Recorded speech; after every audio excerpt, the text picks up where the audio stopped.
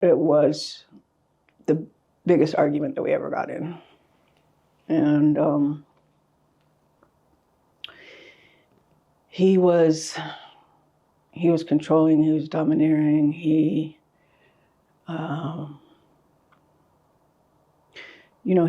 was manhandling me beforehand.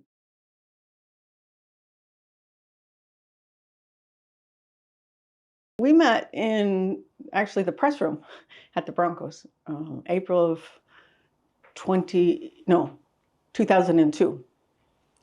And, but we didn't start talking until we met up at a club at Blue 67 in Denver. I don't know if anyone is listening from Denver, but yeah, we were at a club at the same time. We didn't go together. We just happened to both be there. And so he started talking to me, and he started pursuing me pretty heavily from then on. I resisted for a while because, I was a reporter, and I didn't want to mix the two.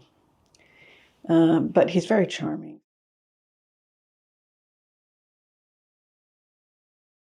And we dated until the 2010 incident. And then it came to an abrupt end because I wanted, we were arguing and he was threatening me and stuff like that after, but I didn't see him again after he raped me. What led up to that fight, that 2010 fight that you guys, I know that the argument ensued first before he allegedly raped you? The argument was about the fact that he had removed one girl from his house and put another girl in his house and didn't tell me. And he had asked me to break up with my husband at the time. We were just dating. So I was dating Shannon and my husband at the same time. Shannon asked me to break up with my husband. And I don't recall for sure, but I think I did.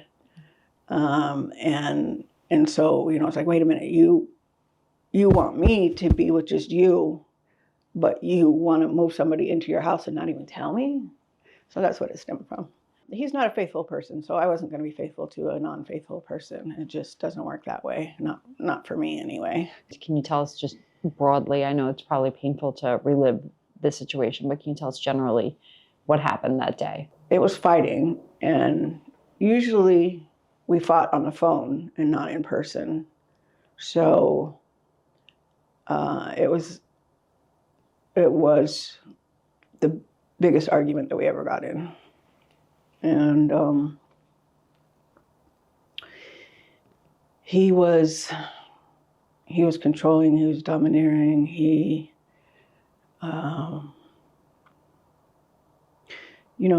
was manhandling me beforehand, and he wanted to have sex, and I told him no. I told him no, because you gave it to somebody else. I didn't only tell him no, I told him why. And he wouldn't take no for an answer. So he overpowered me, put me to my knees, put his penis in my mouth. And after he got enough of that, he put me on the bed. And, this was all a struggle. So I had said no. And I said no, even though I was thinking that. And so it was the hardest. Yeah, this is too hard. I remember he got dressed and he knew what he did. And so, I just kind of escorted him out the door. And then I wasn't going to do anything about it. Sometimes when you're with the person for a long time, it's hard for you to realize that they're being the perpetrator, even though you know it, you don't want to admit it, and there's so much going through your mind. But then he started coming at me. If I tell anybody, he'll use everybody he knows to destroy me, which he basically has. And then he started making other threats against my life, threats, he just was so worried that it would get out, and I wasn't going to do anything. But when he kept calling me at work, and when he kept you know, just very aggressively behaving, and I could see it wasn't going to go away. And he said he was going to destroy me and he was going to kill me, and he told me he was watching me and all that. I just went and got a protective order. I'd had enough. And unfortunately, shortly after, he doxed me and my address got out, and I had somebody stop by my apartment, which had a door that led right to the side. It was basically on the sidewalk. And somebody came up to my door and said, "Shut up," screamed it at the top of their lungs. And I had my daughter in there right there. And I was like, oh, no, no, no, no, no, no, no. And so I went and I dropped it, because also at my house, not my apartment, my house, at my house, somebody came to my house and sat out front of, in the driveway while my daughter was there alone. Someone came to my house, someone came to my apartment, and after my daughter called me, that's when I went straight there. So after you rescinded the restraining order, was there any other was there any other weird stuff, or did it kind of just die down? It died down. I tried to move on with my life. We may have talked, I think, once or twice. But then he started going on television. He came to my job, Turner Broadcasting, went on TV at CNN, and it was my job to put the videos from up to YouTube for CNN. That was part of my job. So I'm putting up this video, and here I see Shannon at my job talking about domestic violence, and the co-host mentioned that, oh, you had one that was just totally dropped, made it look like the police dropped it, you know, not that I had gone down and withdrawn it. It created a picture that wasn't accurate. And that was a very hostile work environment. I'm going to ask something that might be a little like sensitive or might sound insensitive, I should say.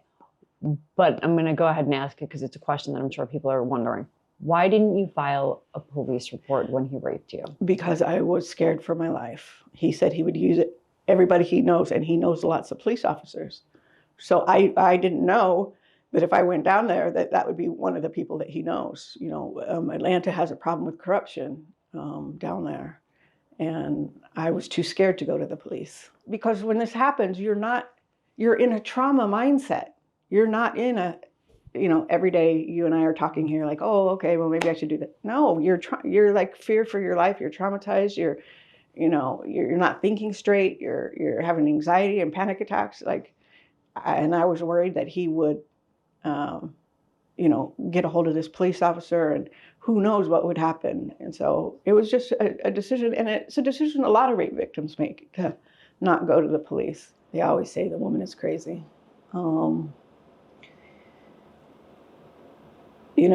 Hey, I might be at this point after everything I've dealt with. But back then, no. Definitely not crazy. And to see him paint me the way that he did, first off, I'm not somebody crawling out of the woodwork to talk about my connection with him like he insinuated in his statement. I've been out. I've been suing him. What's your message to his latest accuser, who's been doxing? What would you say to her if you can send a message to her? I pray for you. I have been there. I've been dealing with this for 15 years, so I know what you're going through.